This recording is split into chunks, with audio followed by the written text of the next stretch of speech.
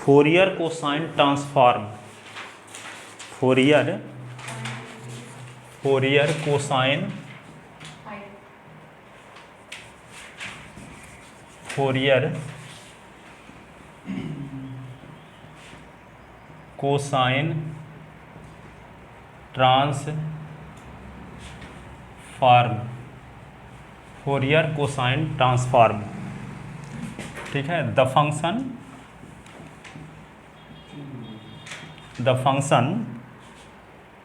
F s, subscript में सी लिखेंगे। यहाँ साइन वाले में क्या लिखा करते थे, यस।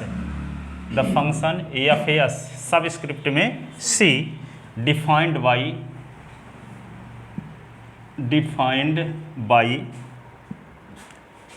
एफ, क्या लिखेंगे, f c s is equal to 0 से इन्फिनिटी, 0 से infinity f x cos s x ये d x is called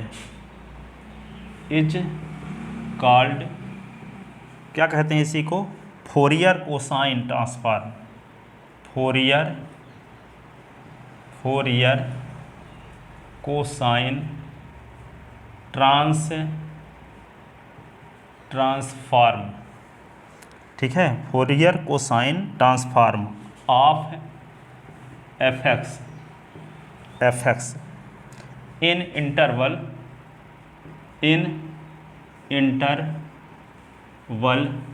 0 is less than x is less than infinity. ऐसे also the function f x defined by f x is equal to 2/पाई integration of 0 से infinity f s subscript में c cos s x d s is called inverse Fourier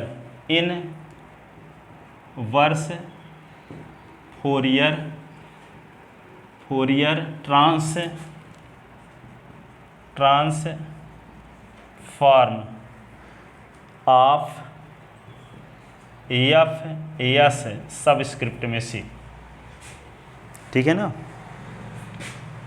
अब इस पर आधारित मैं 3 question discuss करना चाहता हूँ, 3 क्वेश्चन, और तीनों एक से बढ़ के एक हैं। ठीक है, तो यहाँ पे 3 क्वेश्चन देखिए कौन से हैं। फोरियर कोसाइन ट्रांसफॉर्म पर आधारित। तो क्वेश्चन फर्स्ट देखो, क्वेश्चन फर्स्ट ये है, find the Fourier cosine, find the Fourier cosine transform, Fourier cosine transform of e की पावर -x²। वेरी सबसे इंपॉर्टेंट क्वेश्चन ये, वेरी निश्चित रूप से आएगा।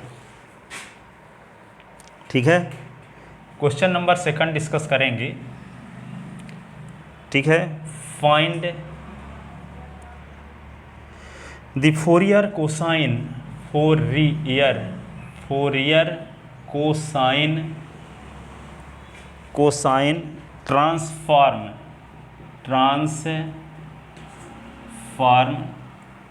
Transform of f x is equal to x 0 is less than x is less than 1 और 2 minus x 1 is less than x is less than 2 और 0 जब x इज ग्रेटर देन 2। ठीक है, इसका हम क्या निकालेंगे, फोरियर कोसाइन ट्रांसफॉर्म निकालेंगे इस फंक्शन का भी। एक क्वेश्चन और ये निकालेंगे, क्वेश्चन नंबर थर्ड। ये क्वेश्चन नंबर थर्ड फर्स्ट वाले से भी ज़्यादा इम्पॉर्टेंट है, ये भी इम्पॉर्टेंट है, ठीक है, पर सबसे ज़्यादा इम्पॉर्टेंट थर्ड वाला है। दूसरे नंबर में है फर्स्ट नंबर, तीसरे वाले में सेकंड, ठीक है। तो फाइंड क्वेश्चन पूरा होते होते आपको खुद यकीन हो जाएगा आएगा। Find the Fourier cosine transform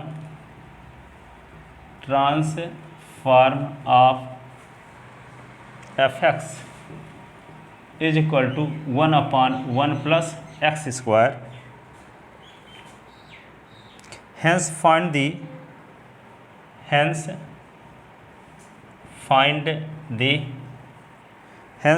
the Fourier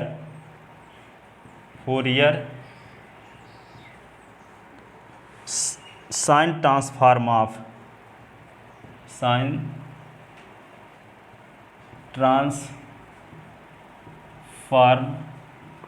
of gx is equal to x/1 plus x square, ठीक है। इसका हम फोरियर कोसाइन ट्रांसफॉर्म निकालेंगे और उसके रिजल्ट की मदद से, ठीक है, साइन ट्रांसफॉर्म निकालेंगे इस फंक्शन का, ठीक है। इस फंक्शन का क्या निकालेंगे, फोरियर कोसाइन ट्रांसफॉर्म निकालेंगे। जो रिजल्ट आएगा उसकी मदद लेते हुए क्या निकालेंगे, इस फंक्शन का साइन ट्रांसफॉर्म निकालेंगे, ठीक है। ये 3 क्वेश्चन है, 3 क्वेश्चन में फर्स्ट क्वेश्चन देखते हैं, ठीक है, बारी बारी से देखेंगे। पहला क्वेश्चन देखिए, तो क्या है, find the Fourier cosine transform of e⁻⁻x²। तो इसको सॉल्व करने के लिए क्या करोगे, देखो सॉल्यूशन हियर गिवन दैट, क्या दिया है आपके पास, fx इज इक्वल टू दिया है, fx is equal to e⁻⁻x²। The Fourier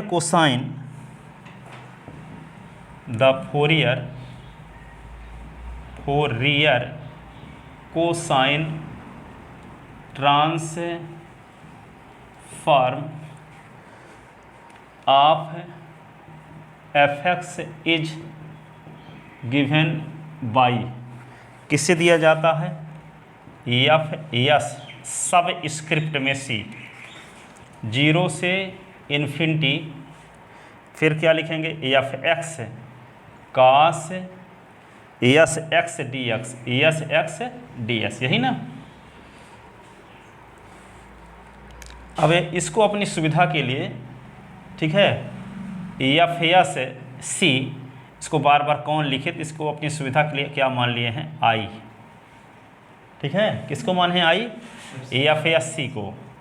तो यहाँ पे 0 से इन्फिनिटी एफ एस की वैल्यू रखे दे रहे हैं e⁻⁻x², फिर क्या लिखेंगे, कास एस एक्स ये डी एक्स, ठीक है। समझ में आ गया इतना ना। इसको हम आई माने, इसका नाम इक्वेशन फर्स्ट लिख लेते हैं, अब वक्त आने पर इसका उपयोग भी करेंगे, ठीक है। ये हुआ इक्वेशन फर्स्ट है। अब हम क्या करेंगे, यदि e⁻x² को इंटीग्रेशन करने के लिए यदि x² को t मानेंगे तो 2s की ज़रूरत पड़ जाएगी आपको, ठीक है। तो यहाँ x है नहीं, इसलिए हम क्या करेंगे, इसका दोनों पक्षों का s के सापेक्ष डिफरेंशियल करेंगे। तो जब s के सापेक्ष डिफरेंशियल करेंगे तो s आ जाएगा, ठीक है। दोनों साइड का देखो, यहाँ पे क्या है, जैसे x² को यदि आप t मानते हो तो 2s ds की वैल्यू क्या होगी, dt। तो s ds की ज़रूरत पड़ेगी कि नहीं पड़ेगी, dt/2 है नहीं इसमें x, ठीक है। तो यदि हम s के सापेक्ष इसका अवकलन कर दें, डिफरेंशियल कर दें, तो कास एस एक्स का differential minus sine s x, s x का फिर से एस के रिस्पेक्ट है, तो क्या होगा, एक्स आ जाएगा कि नहीं। तो जिसकी हमें तलाश है तो वह आ जाएगा। तो पहले हम क्या करें, इक्वेशन फर्स्ट का एस के सापेक्ष डिफरेंशियल। तो जब डिफरेंशियल करेंगे तो यहाँ इधर इस साइड में तो यहाँ पे इंटीग्रेशन का साइन नहीं लगा है, तो यहाँ टोटल डिफरेंशियल कोफिशिएंट होगा। लेकिन इधर जब अंदर डिफरेंशियल होगा तब पार्शियल डिफरेंशियल हो जाता है, इंटीग्रेशन के अंदर जाता है टोटल डिफरेंशियल, तो क्या हो जाता है? पार्शियल। तो इस फंक्शन का हम क्या करेंगे? पार्शियल डिफरेंशियल करेंगे। किसके रिस्पेक्ट है? यस के रिस्पेक्ट करेंगे। तो जब यस के रिस्पेक्ट करेंगे तो e⁻⁻x² क्या है? यस का फंक्शन नहीं है, तो ये तो कांस्टेंट जैसे व्यवहार करेगा। e⁻⁻x² कांस्टेंट रहेगा। अब इसका डिफरेंशियल कर देंगे तो cos यस एक्स का डिफरेंशियल क्या होगा? माइनस साइन यस एक्स है, और यस एक्स का फिर से यस के रिस्पेक्ट तो एक्स और आएगा।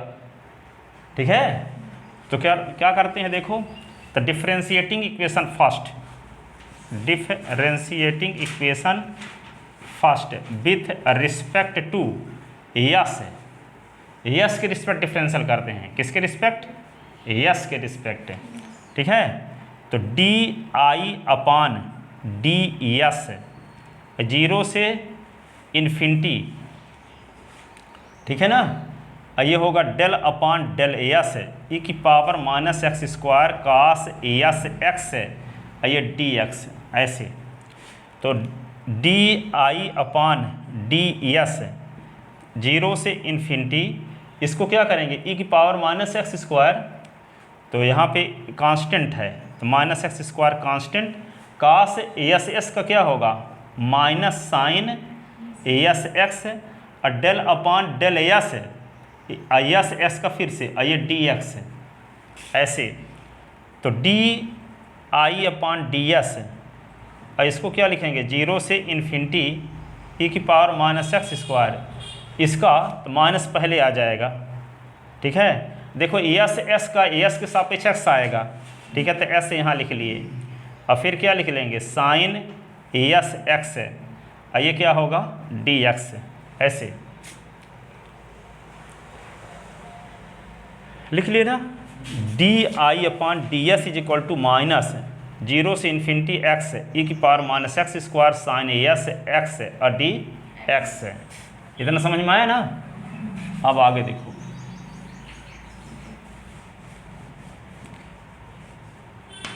तो इसको लिखते हैं di/ds, ये हुआ।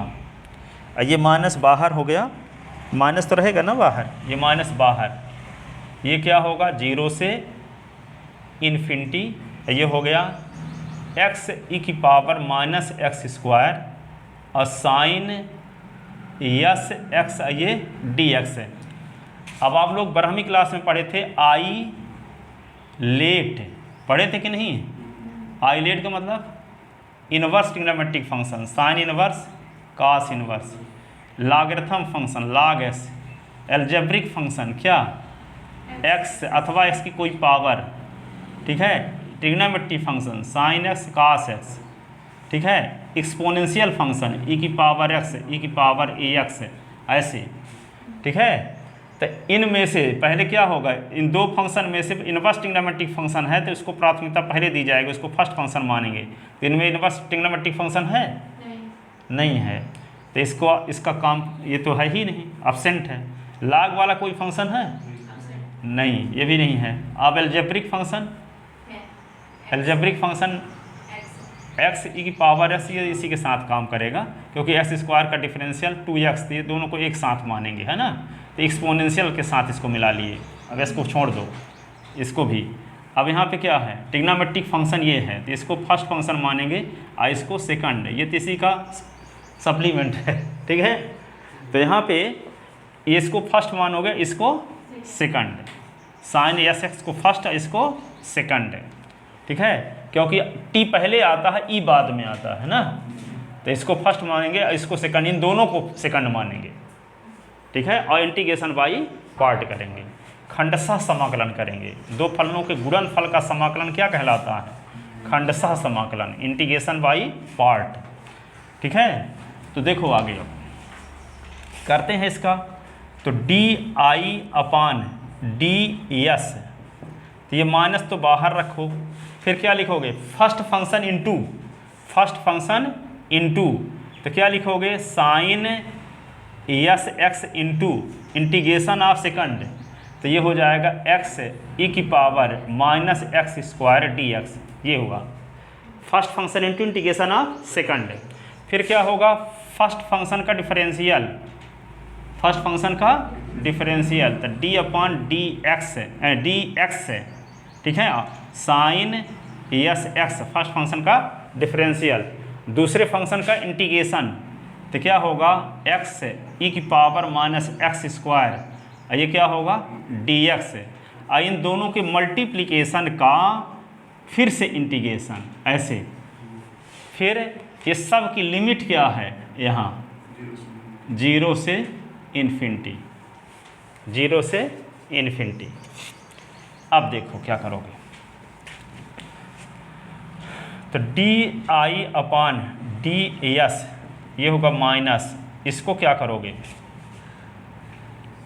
इसका इंटीग्रेशन करने के लिए देखो इसका तो सिंपल इंटीग्रेशन है नहीं एक लाइन में, ठीक है, तो इसके इंटीग्रेशन को पहले हम निकाल लेते हैं और फिर बाद में इसके इंटीग्रेशन के स्थान पर इसका इंटीग्रेशन लिख देंगे, ठीक है।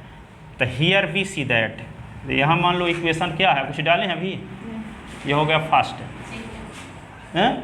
सेकंड हो गया इक्वेशन मान लो, ठीक है। तो व्हाट वी सी दैट, किंतु हम देखते हैं दैट, क्या देखते हैं, देखो यहाँ पे x लिख लो और e की power minus x square D S, इसका इंटीग्रेशन करते हैं। तो इसका इंटीग्रेशन करने के लिए क्या करेंगे, पुट एक्स स्क्वायर को t, तो क्या होगा 2x d s is equal to d t, तो x d s is equal to क्या होगा डी टी अपॉन 2 हो जाएगा ना। तो इसको हम क्या लिख सकते हैं, देखो इंटीग्रेशन ऑफ e की पावर माइनस टी, ये x डी एस के स्थान पे क्या लिख दोगे डी टी अपॉन 2, तो ये 1/2 लिख लो, e की पावर माइनस टी ये डी टी, और 1/2 लिख लो, और e की पावर माइनस टी का इंटीग्रेशन e की पावर माइनस टी अपॉन, लिख ले इसको, देखो थोड़ा सा x माइनस एक्स स्क्वायर को मान लेते हैं टी, ठीक है। तो ये को x d s is equal to क्या होगा minus d t upon 2, d t upon 2, तो यहाँ पे क्या हो जाएगा, ये e की पावर t हो जाएगा और डी टी अपॉन 2, ठीक है। अब e की पावर t और डी टी अपॉन 2 तो 2 बाहर आ गया, ठीक है, e की power t D t upon 2 तो रहेगा तो माइनस में ही ना, रहेगा माइनस में, यहाँ पे माइनस आ जाएगा, यहाँ माइनस रहेगा, यहाँ माइनस रहेगा, ये D t upon 2 minus d t upon 2, तो ये माइनस यहाँ आ गया, ठीक है। तो -1/2 की पावर टी की पावर टी का इंटीग्रेशन की पावर टी की वैल्यू रखे देते हैं, तो -1/2 ई की पावर क्या कर दें, टी की वैल्यू क्या थी माइनस एक्स, अरे वही तो आता, तो वही माइनस एक्स स्क्वायर को टी मानते चाहे एक्स स्क्वायर को टी मानते, फाइनल रिजल्ट तो यही आने वाला था, लिख लेते ना। अब देखो यहाँ पे इक्वेशन सेकंड में जहाँ x ई की power minus x square D S है, इसके स्थान पे हम क्या लिख देंगे -1/2 ई की पावर माइनस एक्स स्क्वायर, ठीक है। तो यहाँ लिखते हैं then equation second become, then equation second become, तो सेकंड कैसे होगा, d i upon d s is equal to minus क्या लिख दोगे साइन एस एक्स, और इसके स्थान पे लिख दोगे माइनस तो रहबे करेगा 1/2 भी यहीं लिख दिए, ई की पावर भी माइनस एक्स स्क्वायर लिख दिए, ठीक है। और माइनस के पहले भी एक बार लिमिट लगती है, तो 0 से इन्फिनिटी लगा दिए, ठीक है। और फिर माइनस क्या किए, फिर से 0 से इन्फिनिटी यहाँ लगा दिए, ये क्या होगा साइन एस एक्स का डिफरेंशियल क्या होता है कॉस एस एक्स, हाँ cos S x into S, S का फिर से होगा किसके रिस्पेक्ट, एस के रिस्पेक्ट पे, यस ये आ गया यस।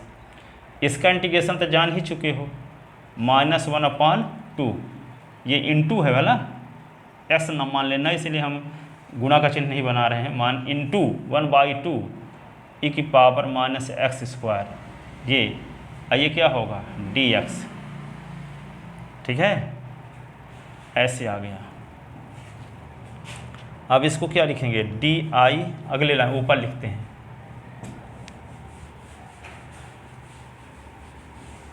देखो d i upon d S, ये हुआ। अब देखो ये माइनस का गुणा करे देते हैं, देखो माइनस का गुणा इसके साथ तो 1/2 साइन, या कि पहले ई की पावर वाले को लिख लेते हैं, ई की पावर माइनस एक्स स्क्वायर फिर साइन यस एक्स, ऐसे। इसकी लिमिट क्या है बताओ, 0 से इन्फिनिटी। अब क्या करते हैं, देखो ये माइनस एक ठो माइनस और पहुंचा, 3 ठो माइनस मिलकर माइनस रहेंगे, ये माइनस है, ये माइनस, 3 बार माइनस का मल्टीप्लाई माइनस ही रहेगा। अब क्या होगा, 1/2 बाहर कांस्टेंट है, 0 से इन्फिनिटी, ठीक है। अब क्या बचा, हाँ ई की पावर यस लिखेंगे और कास यस एक्स ई की पावर माइनस एक्स स्क्वायर, ये होगा dx, यही ना आएगा।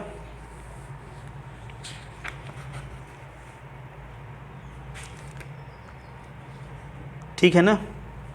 अब देखो,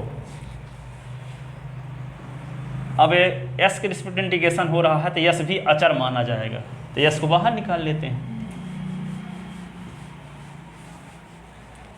तो देखो d i upon d s is equal to, इसमें अपर लिमिट रखते हैं, सुनो अब अपर लिमिट रखेंगे तो ई की पावर माइनस इन्फिनिटी तो 0, एस के स्थान पे इन्फिनिटी रखोगे तो इन्फिनिटी का स्क्वायर इन्फिनिटी रहेगा, तो ई की पावर माइनस इन्फिनिटी, तो ई की पावर माइनस इन्फिनिटी क्या होता है 0, तो अपर लिमिट 0 हो गई। लोअर लिमिट में साइन 0 की वैल्यू 0, तो लोअर लिमिट भी 0 हो गई, तो क्या हुआ 0 माइनस 0, ये माइनस यस अपान 2, ये यस है और अपान 2 ये वाला, ठीक है, 0 से इन्फिनिटी ई की पावर माइनस एक्स स्क्वायर, ये होगा कास यस एक्स और ये डी एक्स, ऐसे, ठीक है ना, इतना लिख ले।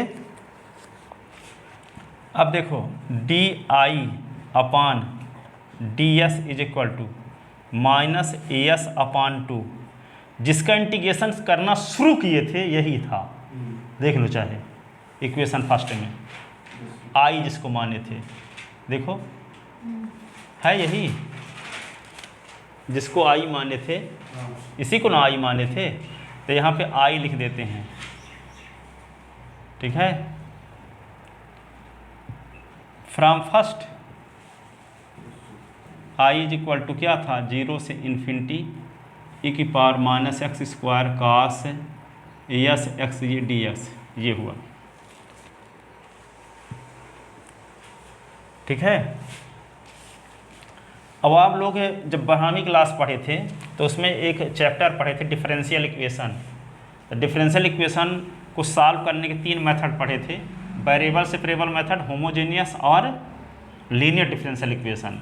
तो वेरिएबल सेपरेबल मेथड में क्या किया करते हैं, जैसे d y upon d s is equal to क्या है एफ एक्स है, तो हम क्या करते थे वाई वाले पद को एक तरफ, एस वाले पद को एक तरफ, तो d y is equal to क्या करते थे f x into d s कर देते थे, और जब वाई वाले एक तरफ एस वाले एक तरफ हो गए तो दोनों साइड का इंटीग्रेशन कर दिया करते थे, तो इसको क्या बोलते थे, हाँ वेरिएबल सेपरेबल मेथड से डिफरेंशियल, ठीक है, variable separable method, variable separable method का मतलब चरों का पृथक्करण विधि, चरों का पृथक्करण विधि, ठीक है। तो यहाँ पे देखो इस आई को यदि इधर ले आएंगे तो डी आई अपान आई, ये क्या होगा यस अपान 2 डी एस, तो यस वाले पद एक तरफ आई वाले एक तरफ हो गए, जब ऐसा हो जाता तो दोनों पक्षों का क्या किया करते हैं फिर इंटीग्रेशन करते हैं, ठीक है।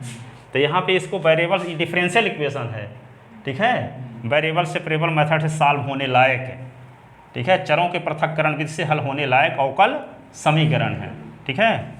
तो यहाँ पे क्या करेंगे, इसको सॉल्व करने के लिए di अपान आई कर लेते हैं। आई को इधर से इधर लाएं तो अपान में होगा, और यहाँ क्या होगा माइनस एस अपान 2, ये क्या होगा ds, ये आ गया। अब दोनों पक्षों का इंटीग्रेटिंग वो साइड,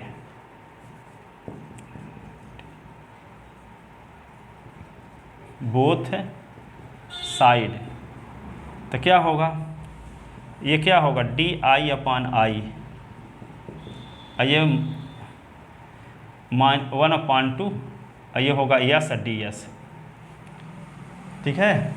तो ये तो आप जानते हो कि 1/x डी एस रहता तो log s लिख देते हो कि नहीं, ये क्या होगा log i, क्या हो गया ये log i, -1/2, ये होगा s इसकी पावर 1 + 1/1 + 1, ये फार्मूला पढ़े हो s की पावर n ds = s की पावर n + 1/n + 1, जब n is not equal to -1, n का मान -1 के बराबर होगा तब ये फार्मूला नहीं लगेगा, और n का मान -1 के अलावा कुछ भी होगा तब ये फार्मूला लगेगा, ठीक है। क्योंकि ऐसा s की पावर -1 कर दोगे तो क्या बन जाएगा ये 1/x, इसका इंटीग्रेशन आप log s जानते हो, इसलिए s = -1 के लिए वैलिड नहीं है, -1 को छोड़ करके है ना।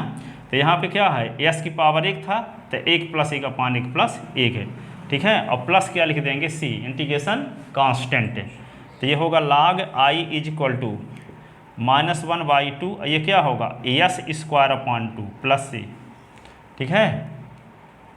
तो log i = क्या हुआ -s² + c, ये -s² + c, ठीक है। अब फिर से आपको थोड़ी सी बेसिक चीज़ बताते हैं इसके आगे वाले स्टेप को लिखने के लिए।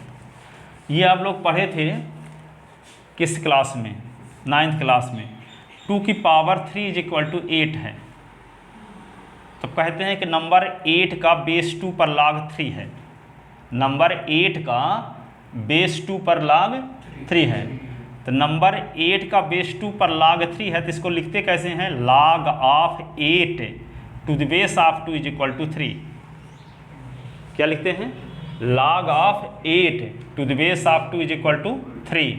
जैसे मान लो यहाँ पे 3 की पावर 4 = 81 है, तो क्या लिखेंगे इसको log of 81 to the base of 3 = 4, number 81 का बेस 3 पर log 4 है, ठीक है ना। तो यदि मान लो ये लिखा है, इसको कहते हैं एक्सपोनेंशियल फॉर्म, इसको कहते हैं लॉगरिथम फॉर्म, ठीक है। तो लॉगरिथम फॉर्म में लिखा है तो एक्सपोनेंशियल फॉर्म में कैसे लिखोगे, तो इसको क्या लिखेंगे, जैसे यहाँ पे इसको देख करके ये लिखना है तो क्या लिखेंगे, पहले 3 लिख दें, फिर राइट हैंड साइड में जो है उसको लिख दें 3 की पावर, ठीक है, फिर क्या लिखते हैं 81।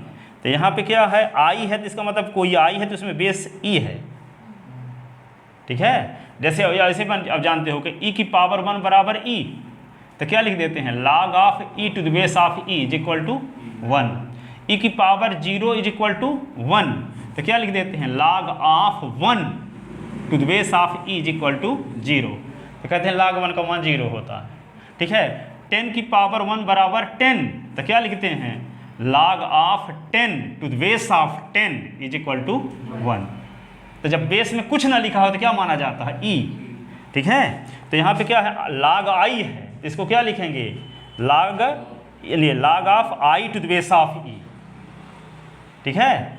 तो यहाँ पे देखो जब log of 81 to the base of 3 = 4 है, तो 4 के स्थान पे इसमें क्या है ये सब है -s² + c, ठीक है। तो क्या करेंगे, ये स्टेप लिखा है देखो log of 81 to the base of 3 = 4, तो क्या लिखेंगे 3 की पावर राइट हैंड साइड, ठीक है। तो 3 की पावर तो e की पावर राइट हैंड साइड, तो e की पावर ये पूरा = i हो जाएगा ना। तो ये स्टेप को हम ऐसे लिख सकते हैं log जैसे i है to the base of e = -s² + c है, तो इसको क्या लिखते हैं e की पावर -s² + c = i, ये आ गया, ठीक है। अब 7वीं क्लास में एक और फार्मूला पढ़े थे हम लोग, क्या पढ़े थे, ए की पावर m प्लस n, तो क्या होता था, ए की पावर m इंटू ए की पावर n, ये होता था।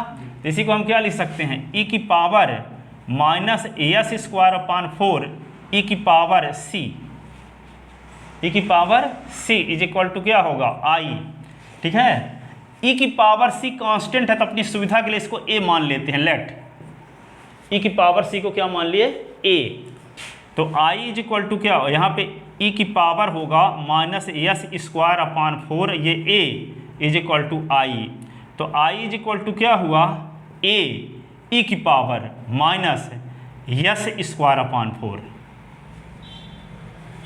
क्या लिख देंगे, i is equal to a e की power minus S square upon 4, लिख लेते ना। अब इसको क्या लिख सकते हैं,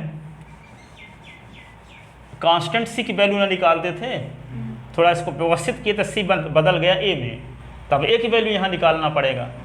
जैसे कल सी की वैल्यू निकाले थे, tan इनवर्स एस अपान कुछ आया था, तो कांस्टेंट की वैल्यू निकालते हैं, ठीक है, बाउंड्री कंडीशन पर। तो बाउंड्री कंडीशन 0 से इन्फिनिटी है, तो बाउंड्री कंडीशन 0 और इन्फिनिटी दोनों है, ठीक है। तो यहाँ पे क्या लिखोगे, at s is equal to 0, s is equal to 0, ठीक है। तो एस इज इक्वल टू जब 0 रखोगे तो क्या आएगा, आई इज इक्वल टू हो जाएगा, यहाँ पे आई इज इक्वल टू ए लिखोगे ई की पावर माइनस 0 का स्क्वायर अपान 4, ठीक है। तो आई इज इक्वल टू क्या होगा, आई इज इक्वल टू क्या होगा ए और ई की पावर 0, ई की पावर 0 का मान क्या होता है 1, तो आई इज इक्वल टू ए, तो ए का जो मान है आई के बराबर है। अब आई क्या है बताओ, आई इज इक्वल टू क्या था इक्वेशन फर्स्ट से, 0 से इन्फिनिटी ई की पावर माइनस एक्स स्क्वायर कास एस एक्स और डी एक्स, ये था फ्रॉम फर्स्ट में, ठीक है, फ्रॉम फर्स्ट। अब देखो यहाँ पे at s is equal to 0, तो आई इज इक्वल टू क्या होगा, 0 से इन्फिनिटी ई की पावर माइनस एक्स स्क्वायर कास 0 एक्स और ए डी एक्स, तो आई इज इक्वल टू क्या होगा 0 से इन्फिनिटी ई की पावर माइनस एक्स स्क्वायर, इसका मान कास 0 और ये होगा डी एक्स, तो आई इज इक्वल टू क्या होगा 0 से इन्फिनिटी ई की पावर माइनस एक्स स्क्वायर, कास 0 का मान 1 होता है, ठीक है। इसका मतलब ये हुआ आई का मान ए के बराबर है, और आई क्या है 0 से इन्फिनिटी ई की power minus x square d x है, ठीक है, ठीक है। तो ये क्या हुआ, इसका नाम कुछ डाल लें, इक्वेशन थर्ड, ठीक है, और ये होगा equation 4, from equation third and fourth, from equation third and fourth, तो from equation third and fourth से क्या मिल जाएगा, देखो आई की वैल्यू इसके बराबर है, ए का मान आई के बराबर है, तो ए बराबर ये आई का मान ये भी, आई का मान ये भी, it means a is equal to क्या हो जाएगा, ठीक है। तो यहाँ पे ए इज इक्वल टू होगा 0 से इन्फिनिटी ई की पावर माइनस एक्स स्क्वायर और ये डी एक्स, ठीक है। अब एक फार्मूला आप बीएससी सेकंड ईयर में पढ़े थे, क्या पढ़े थे, ये पढ़े थे 0 से इन्फिनिटी, क्या पढ़े थे, ई की पावर माइनस एक्स एस की power n minus 1 d s is equal to gamma n, beta gamma function में 0 से इन्फिनिटी ई की पावर माइनस एक्स एस की पावर, ई की पावर में जो है, ई की पावर में जो है उसी का माइनस साइन छोड़ दो, तो एक्स आ गया यहाँ, और एस की पावर एन माइनस 1 हो, तब गामा एन लिखते हैं, ठीक है। तो यहाँ पे देखो इस टाइप को बनाने के लिए ई की पावर एस चाहिए, लेकिन स्क्वायर यहाँ है, तो क्या किया जाए, एस स्क्वायर कुछ मान लिया जाए, टी मान लेते हैं, ठीक है, एस स्क्वायर को क्या मान लेते हैं टी। तो एस स्क्वायर को जब टी मान लेंगे तो here we put x square is equal to t, s square is equal to t. तो इसका डिफरेंशियल करोगे तो 2x dx is equal to d t.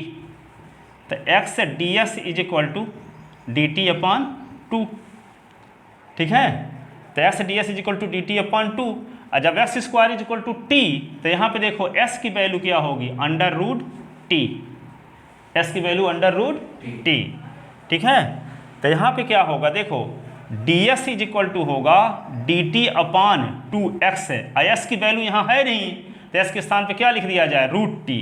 तो ds इज इक्वल टू क्या होगा, dt अपॉन 2 और रूट टी, ऐसे देखो यहाँ पे ds इज इक्वल टू क्या आ गया, dt अपॉन 2 रूट टी। अब देखो यहाँ सुनो, इंटीग्रेशन यहाँ लिखा 0 से इन्फिनिटी लिमिट है, इंटीग्रेशन यहाँ s के रिस्पेक्ट है, इसका मतलब ये लिमिट क्या है, x बराबर 0 से x बराबर इन्फिनिटी लिमिट है, क्योंकि ds यहाँ लिखा हुआ है। और जब ds के स्थान पर dt लिख देंगे तो limit t is equal to कुछ से t इज इक्वल टू कुछ होनी चाहिए, तो उस लिमिट भी चेंज करना पड़ेगा। तो लिमिट चेंज करने के लिए क्या करेंगे, जब s की वैल्यू 0 लेंगे तो t की वैल्यू यहाँ से निकालो, फिर s की वैल्यू इन्फिनिटी लेंगे तो t की वैल्यू यहाँ से निकालो, ठीक है। तो क्या लिखेंगे, when x is equal to 0। तो हम माने क्या हैं, t is equal to s square माने हैं, तो t is equal to s के स्थान पे 0, तो 0 का स्क्वायर, तो t इज इक्वल टू क्या हुआ 0। अब व्हेन क्या x is equal to infinity, तो माने क्या है, t is equal to x square, तो t is equal to infinity का स्क्वायर, तो t is equal to infinity. तो लिमिट क्या रहेगी, 0 से इन्फिनिटी, 0 से इन्फिनिटी में रहेगी, क्योंकि s की वैल्यू 0 लेते हैं तो t की वैल्यू भी 0 आती है, s की वैल्यू इन्फिनिटी लेते हैं तो t की वैल्यू भी इन्फिनिटी आती है, तो लिमिट चेंज नहीं होगी, ठीक है। तो i is equal to a is equal to क्या हो जाएगा, अब देखो 0 से इन्फिनिटी रहेगा, पर e की पावर माइनस एक्स स्क्वायर के स्थान पे क्या लिख देंगे, e की power minus T, x square के स्थान पे माइनस टी, ds के स्थान पे क्या लिखेंगे, dt अपॉन 2 रूट टी, ठीक है, 2 रूट टी। तो इसी को क्या लिख लेते हैं, 1/2 बाहर, 0 से इन्फिनिटी, ठीक है। और e की पावर क्या लिख देंगे, माइनस टी, और इसको लिखेंगे dt अपॉन क्या लिखेंगे, रूट टी है तो t की पावर 1/2, t की पावर 1/2। अब यहाँ पे क्या करेंगे, 1/2, और इसको क्या लिखेंगे, 0 से इन्फिनिटी, और यहाँ पे t की पावर 1/2 को ऊपर ले आओ, तो e की पावर माइनस टी, ये होगा t की पावर माइनस 1/2, ये dt, ठीक है। अब आपको चाहिए क्या, e की पावर माइनस s आ गया, तो e की पावर माइनस टी आ गया, तो t की पावर क्या चाहिए, n माइनस 1 चाहिए, कुछ माइनस 1 चाहिए, ठीक है। तो माइनस 1/2 को n माइनस 1 के रूप में लिखना है, तो क्या करेंगे, माइनस 1/2 को लिख लेते हैं n माइनस 1, ठीक है। तो क्या होगा, 1 को इधर ले आओगे तो 1 minus 1/2 is equal to n, तो 1 से 1/2 निकला तो क्या बचेगा, 1/2 इज इक्वल टू n, ठीक है। तो इसमें n के स्थान पे क्या लिखोगे, this implies minus 1/2 is equal to n minus 1, तो minus 1/2 is equal to n के स्थान पे क्या लिख दो, 1/2 माइनस 1। तो जहाँ माइनस 1/2 है वहाँ क्या लिखा जा सकता है, 1/2 माइनस 1। ऐसा लिखना क्यों चाहते हैं, ताकि ये गामा फंक्शन लग सके, गामा फंक्शन की डेफिनेशन लग सके, ठीक है। तो यहाँ पे क्या लिख सकते हैं, इसी को हम अभी लिख सकते हैं 1/2, 0 से इन्फिनिटी, e की पावर माइनस टी, और t की पावर माइनस 1/2 है, तो क्या लिख सकते हैं यहाँ पे, t की पावर 1/2 माइनस 1, और ये dt, ये गामा 1/2 की वैल्यू है, किसकी वैल्यू है, गामा 1/2 की वैल्यू है। ये किसकी वैल्यू है, तो यहाँ पे 1/2 तो लिखवे करोगे, और इसको लिख दोगे गामा 1/2, और गामा 1/2 की वैल्यू रूट पाई, तो क्या होगा 1/2, ये होगा रूट पाई। तो किसकी वैल्यू आ गई, a की वैल्यू, तो a की वैल्यू क्या आई, 1/2 रूट पाई। कहाँ से, ये कहाँ का है, ये ठीक है, इसी को 1/2 लिखे, इसका मान गामा 1/2 और गामा 1/2 का मान रूट पाई, तो 1/2 रूट पाई होगा, किसका मान, a का मान, इसको ये लिख सकते हैं, इसको ये लिख सकते हैं, इसको ये लिख सकते हैं, इसको ये लिख सकते हैं, इसको ये लिख सकते हैं। ये है किसकी वैल्यू? ए की वैल्यू। तो ए की वैल्यू क्या आ गई? 1/2 रूट पाई। ए की वैल्यू क्या आ गई? 1/रूट पाई।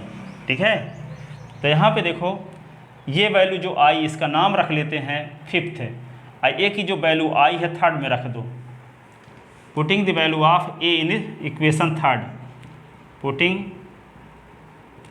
The value of A in equation third. तो थर्ड में जब रख देंगे तो आई इज इक्वल टू क्या होगा? 1/2 रूट पाई। ये आ गया। अब इक्वेशन फर्स्ट आई माने किस को थे? हैं?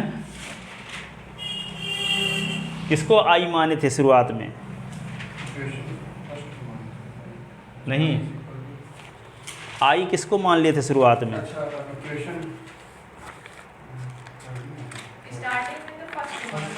अरे इस फर्स्ट को आई माने किसको थे? इसके स्थान पे आई मान लिए थे, ये नहीं एफ एस को माने थे। ठीक है, आई बराबर क्या माने थे? आई बराबर माने थे एफ एस सब स्क्रिप्ट में सी को। इसी के स्थान में अपनी सुविधा के लिए आई न माने थे। ठीक है, तो आई की वैल्यू ये भी, आई की वैल्यू ये भी। ये इक्वेशन ए हो गया, ये इक्वेशन बी होगा। From A and B, from A and B, A and B. तो क्या मिल गया? एफ एस सब स्क्रिप्ट में c is equal to 1/2 root pi. ठीक है, तो ये क्या है? फोरियर कोसाइन ट्रांसफॉर्म है एफ एक्स का। Fourier cosine, Fourier cosine transform of f x is equal to 1/2 root pi. ठीक है ना। गिवन फंक्शन का ये क्या है? Fourier cosine transform. ठीक है ना। तो इसको हम पहले आई मान लिए थे, आई को सॉल्व कर लिया था। आई की जो वैल्यू आ गई वो किसकी वैल्यू कहलाएगी? Fourier cosine transform of f x की होगी। ठीक है, तो ये होगा दिए गए फंक्शन का फोरियर कोसाइन ट्रांसफॉर्म को दर्शाते हैं एफ एस सब स्क्रिप्ट में सी से। और इसको हम सॉल्व करने की सुविधा के लिए आई माने थे। ठीक है, क्योंकि वह उसको वेरिएबल सेपरेबल मेथड लगाते तो अपान में क्या di/d इस प्रकार का आता, तो आप समझ ना पाते कि वेरिएबल सेपरेबल मेथड से सॉल्व हो पाएगा। इसलिए इसको अपनी सुविधा के लिए इसको हम आई माने थे। ठीक है ना, और लास्ट में आई की वैल्यू लौटा दिए। ठीक है, तो ये तब समझ में आ गया ना पूरा स्टेप एक एक। तो ये हमेशा आता है, बहुत इंपॉर्टेंट क्वेश्चन है, ऑल यूनिवर्सिटी में पूछा जाता है। अच्छे से तैयार कर लेना। अब शेष 2 क्वेश्चन कल बताएंगे।